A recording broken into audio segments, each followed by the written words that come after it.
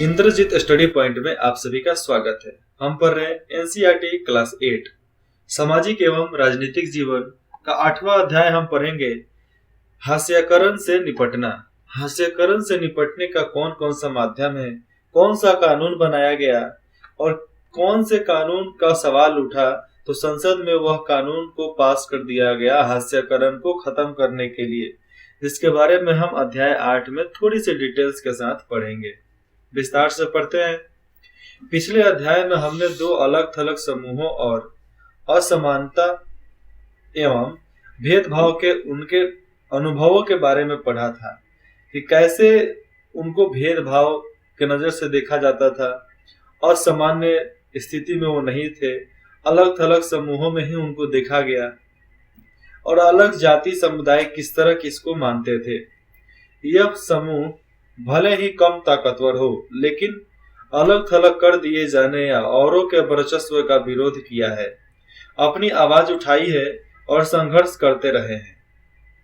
उन्होंने अपने लंबे इतिहास में विविध रणनीतियों के सहारे हालात को बदलने का प्रयास किया है और इनके रणनीति जो होते थे, काम करने की नीति, कोशिश, कौन सा मतलब जो उनका प्लान होता है, उन अलग अलग प्लान के सहारे ही अपने आप को बदलने की कोशिश करते थे। धार्मिक संतावना, सशस्त्र संघर्ष। देखो, एक तो धर्म उनसे छीन लिया गया, जो उनके पहाड़ थे उनको तोड़ दिया गया, काट दिया गया, जंगल काट दिया गया, नदी का रास्ता मोड़ दिया गया। सशस्त्र संघर्ष, वहां पर लोग गोली बंदूक लेकर भी आ जाते थे लड़ने के लिए। आत्म परिष्कार और शिक्षा, आर्थिक बेहतरी, इसमें आ जाएगा आपको ढंग से शिक्षा नहीं देना, समानता की नजर से आपको नहीं देखना, कानून जो बना है उस कानून का पालन नहीं करना, और ना ही करते थे, ना ही उनको बताया जाता था कि ऐसे कैसे किया जाता है। अपनी स्थिति में सुधार के लिए उन्होंने तरह तरह के रास्ते अपनाए जो उनको सूझा वो किए, क्योंकि बाहर से तो कोई बताने जाता नहीं था। पहले रेडियो तो था नहीं, टीवी तो था नहीं कि हर कोई लगा ले घर में, तो मालूम चलेगा कि देश में कौन सा कानून किसके लिए बन रहा है। और पहले हिंदी में ही प्रकाशन आता था। बाद में धीरे धीरे डेवलपमेंट हुआ, लोग जानना चालू किए, तब धीरे धीरे मार्केट में मतलब गांव गांव इसके बारे में फैल गया कि ये कानून बना, ये कानून इस काम के लिए है, ये कानून का इस्तेमाल इस काम के लिए किया जाता है। पहले ऐसा नहीं था ना।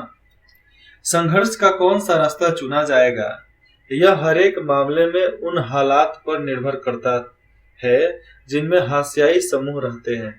अब देखो, संघर्ष का कौन सा रास्ता वो लोग चुनेंगे, वे उसी से मानते थे कि उस समय परिस्थिति क्या है, हालात क्या है।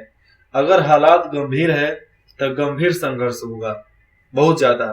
अगर हालात नॉर्मल है, कम मतलब ज्यादा मजबूत नहीं है, तो कम संघर्ष के रास्ते ही वो निकल जाएंगे। लेकिन उन लोगों को रास्ता चुनना पड़ता था, प्लान बनाना पड़ता था, रणनीति बनानी पड़ती थी, तबे वो लोग आगे बढ़ते थे। नहीं तो कैसे बढ़ोगे?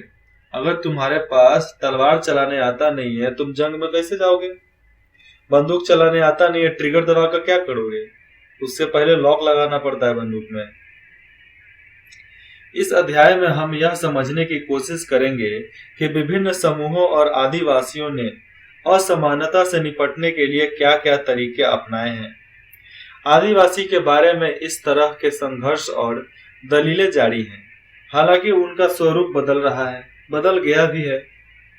आज हमारे देश के आदिवासी, दलित समुदाय, दलित मुसलमान औरतें एवं अन्य हाशियाई समूह यह दलील दे रहे हैं कि एक लोकतांत्रिक देश का नागरिक होने के नाते उन्हें भी बराबर के अधिकार मिलने चाहिए और उनके अधिकारों की रक्षा होनी चाहिए। उनमें से बहुत सारे लोगों ने उनकी चिंताओं को दूर करने के लिए संविधान का भी सहारा लिया है कि संविधान के सहारे से ही हम आगे निकल जाएं।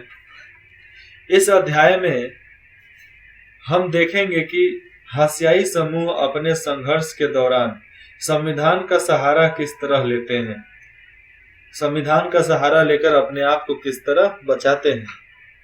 हम यह भी देखेंगे कि विभिन्न समूहों को निरंतर शोषण से बचाने के लिए अधिकारों अधिकारों को कानून की शक्ल कैसे दी गई, मतलब कौन सा अधिकार उनको दिया जाए उसको कानून ही बना दिया गया।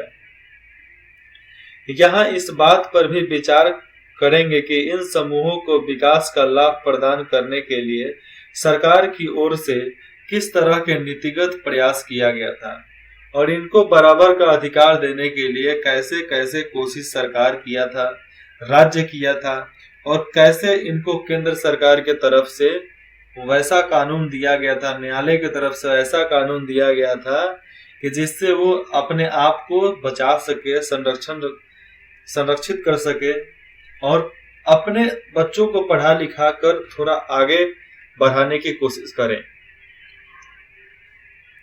हमारा पहला टॉपिक है इसमें मौलिक अधिकारों का उपयोग। मौलिक अधिकार माने क्या?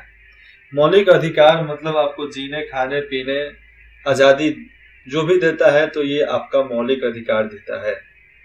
तो मौलिक अधिकारों का उपयोग हमें कैसा करना चाहिए, किस तरह करना चाहिए, जिसे हम इस अध्याय 8 में पढ़ेंगे।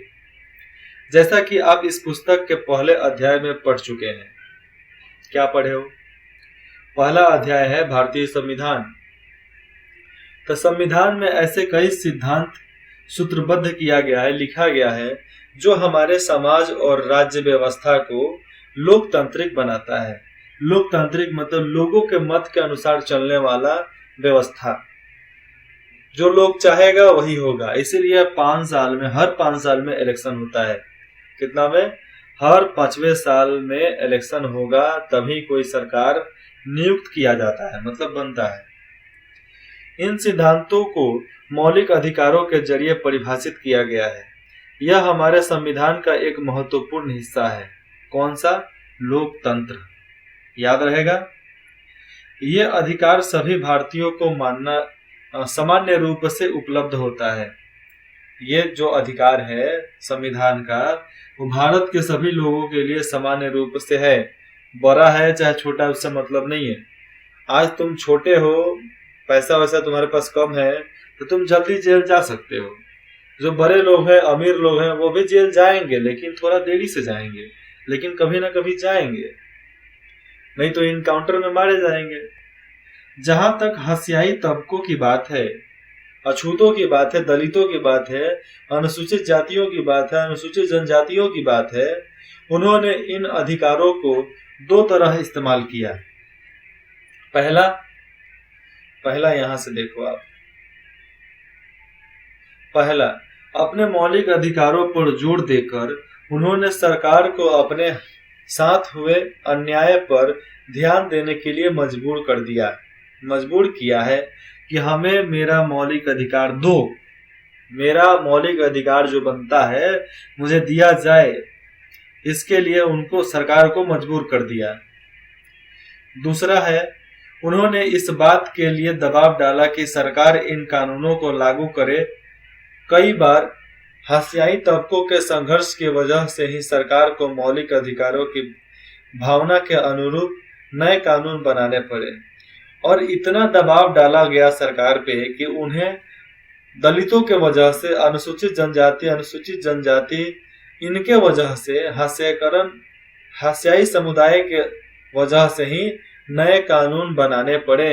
नए कानून की जो भावना थी उनमें मौलिक अधिकारों के साथ जोड़ा गया। अगर कोई आवाज नहीं उठाएगा, सवाल नहीं उठाएगा, तो कैसे उसका जवाब मिलेगा? आवाज उठाओ, सवाल पूछो हर किसी से। पैसा दे रहे हो, वोट दे रहे हो, सवाल उठाओ। टैक्स दे रहे हो, रोड पर सवाल उठाओ कि रोड खराब कैसे है। लेकिन क्या पड़ रहा है? किसी को क्या कुछ टेंशन है क्या? कुछ नहीं है तो है, जो होगा देखा जाएगा। यहाँ पर तो हाल हो गया है रघुपति राघव राजा राम, जितना पैसा उतना काम। तो इससे आगे निकलना पड़ेगा आप सभी को।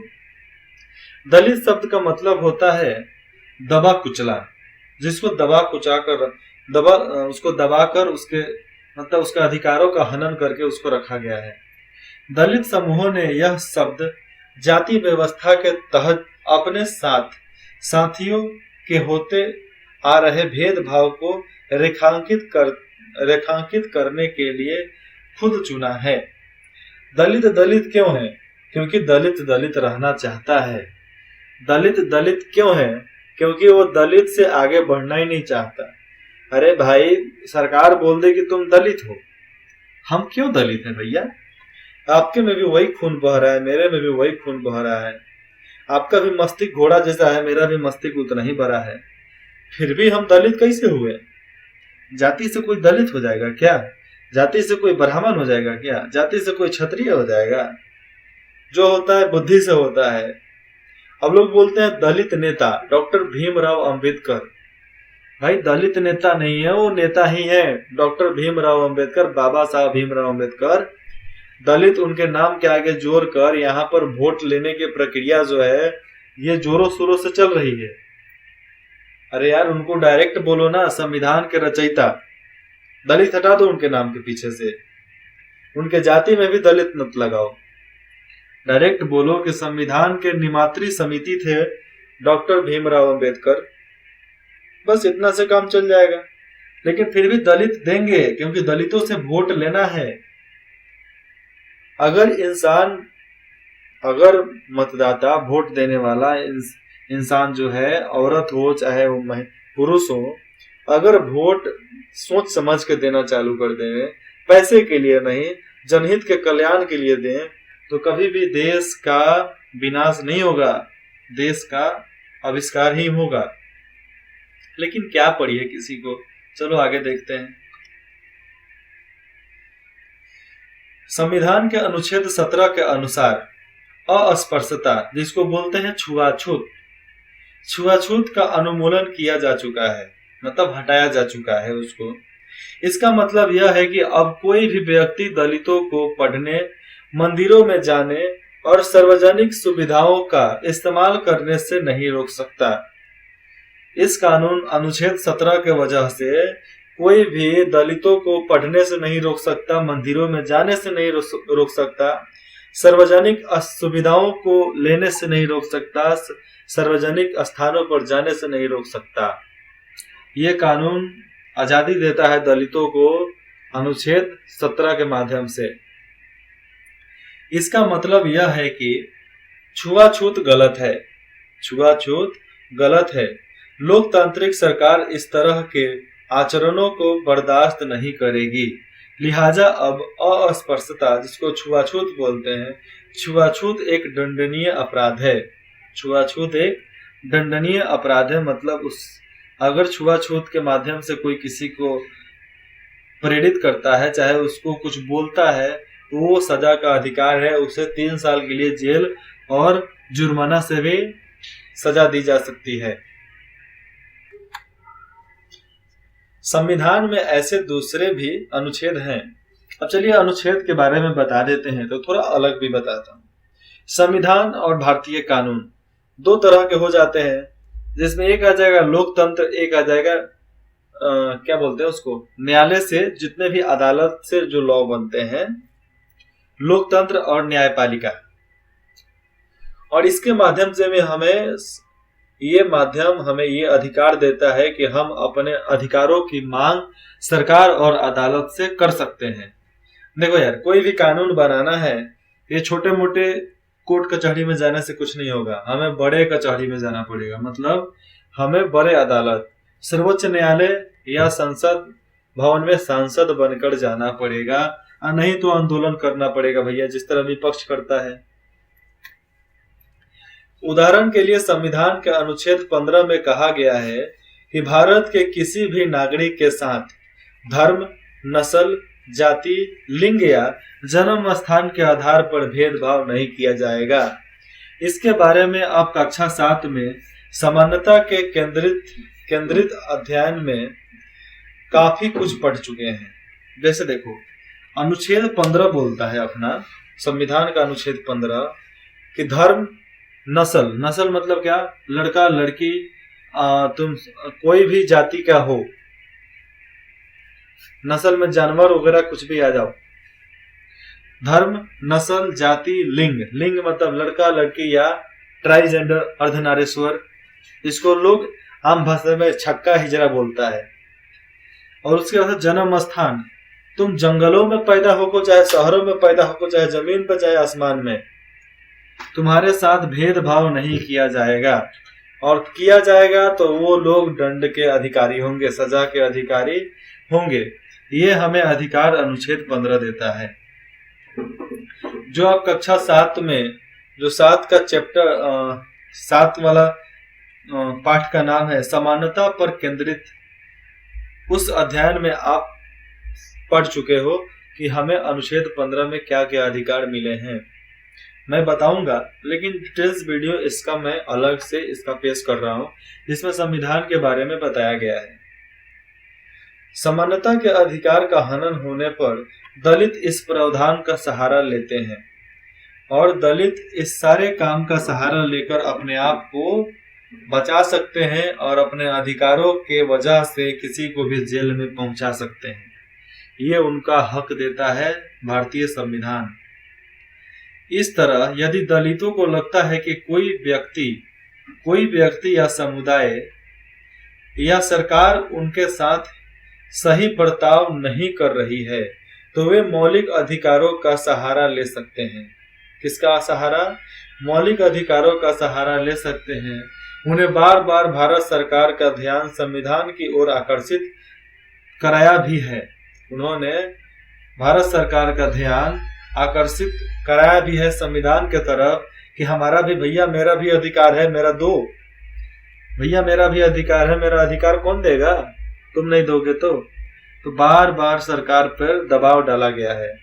इस बात पर जोर दिया है कि सरकार संविधान का पालन करे और उन्हें न्याय प्रदान करे, अन्यथा बहुत दिक्कत हो जाएगा भैया, हम आंदोलन करेंगे।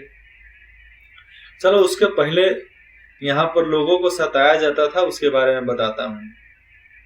यह कविता महाराष्ट्र की विख्यात भक्त कवित्री सोयराबाई द्वारा लिखी गई है। वह 14वीं शताब्दी के जाने माने भक्त कवि चोखा मेला की पत्नी थी। कवि का नाम था चोखा मेला, उनकी पत्नी थी सोयराबाई। वो लिखती है, सोयराबाई महार जाति की थी। महार, उस समय यह जाति अछूत मानी जाती थी। महारों का काम देखो, महारों का तो मेरे को ठीक से पता नहीं है, क्योंकि मैं जाति में ज्यादा विश्वास नहीं करता, इसलिए हमें पता नहीं कि इस जाति का क्या काम था, उनका क्या काम था। ऐसे मालूम है कि ये लोग सुराही वगैरह बनाते थे, कुछ आकार बनाते थे, चाहे कोई ना कोई काम ही करते थे। कविता सुनो। काया है दूषित कहना है उनका, काया है दूषित कहना है उनका, और अकेले आत्मा है बेदाग, और अकेले आत्मा है बेदाग। कविता ही केवल ध्यान दो, नीचे मैं इसका मतलब बता देता हूं। लेकिन दूषित काया पैदा होती है काया के भीतर ही। अब मतलब समझो, काया है दूषित, हमारा संसार, हमारा व्यवस्था है दूषित, कहना है उनका, और केवल आत्मा है बेदाग। केवल कहते हैं वो लोग, लेकिन करने की बेड़ी तो भाई जय सिया राम। लेकिन जो दूषित काया है, हमारा समाज है, पैदा होती है काया के भीतर ही। दूषित समाज भी पैदा होती है दूषित समाज के अंदर ही। ये कोई जरूरी नहीं है कि मैं जो मतलब बता रहा हूं वही इसका असली मतलब हो, लेकिन मैं उस समझाने का कोशिश कर रहा हूं, समझाने के लिए कि आप इससे बेहतर सीख सको अपनी जिंदगी में। जैसा कि कमल का फूल जो खिलता है वो कीचड़ में ही खिलता है, और कमल का फूल हर जगह इस्तेमाल किया जाता है। कमल का फूल तो नेता लोग भी इस्तेमाल करते हैं, भारतीय जनता पार्टी, उनका छाप है कमल, तो वो लोग भी इस्तेमाल करते हैं। तो भैया, कमल का फूल तो कोई खराब नहीं है, लेकिन फिर भी वो कीचड़ के अंदर ही होता है, कीचड़ के अंदर से निकलेगा और तभी वो होगा कमल। है अनूठा वह कौन सा होती है जिससे शुद्ध काया। वो कौन सा माध्यम हो सकता है जिसमें हमारी संसार, हमारी समाज, हमारा नस्ल एकदम शुद्ध हो सकता है। ऐसा कोई जीवन नहीं पैदा हुआ जो ना खून सनी कोख से, यही है इस ईश्वर की महिमा। फिर से सुनो इसको। ऐसा कोई जीवन नहीं पैदा हुआ जो ना खून सनी कोख से, यही है इस ईश्वर की महिमा।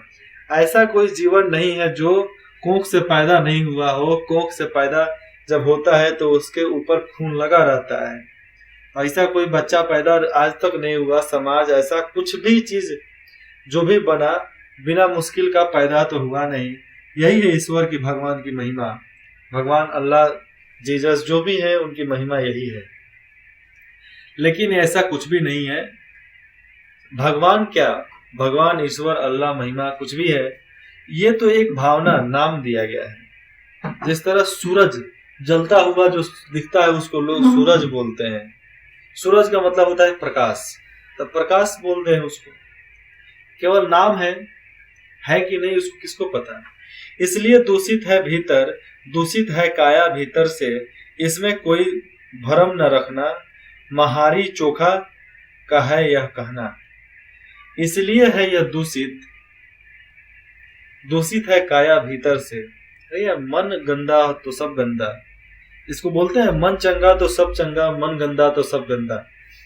मन ठीक तो सब ठीक, मन खराब तो सब खराब। इसमें कोई मतलब इसमें कोई भेदभाव वाला बात नहीं होता है। अगर दारू का कोई दूध का आदत नहीं लगाओ तो दारू की लगानी नहीं पड़ती है। रोड पे किसी ऊंचाई पर तुम गाड़ी चढ़ा रहे हो, गाड़ी को ऊपर ले गए, अगर एक्सीलेटर नहीं दबाओगे तो पीछे लाने का टेंशन तुम भूल जाओ, ऑटोमेटिक आ जाएगा। वो ऑटोमेटिक व्यवस्था है। तुम अच्छे लोगों के साथ रहोगे तो अच्छा बनोगे, नहीं तो तुमको खराब बनने के लिए कहीं एडमिशन लेने की जरूरत नहीं है, तुम ऑटोमेटिक बन जाओगे। यही है कहना महारी चोखा का, महारी चोखा का यही है कहना इसमें, इस कविता के माध्यम से। स्रोत Uma Chakravarti, gendering caste through a femininity lens, Stree 2003, पृष्ठ संख्या 99 पर। अब इस कविता का मतलब समझो।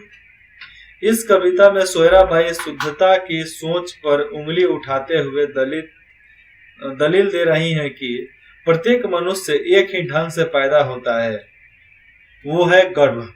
एक ही ढंग से पैदा होता है, इसलिए ऐसी कोई चीज नहीं है, इसलिए ऐसी कोई चीज नहीं होती एक की देह को ज्यादा और दूसरे की देह को कम शुद्ध बना सकता है। भगवान भी किसी ऐसा नहीं करता है किसी को देह को शुद्ध बना दे, किसी का देह अशुद्ध बना दे।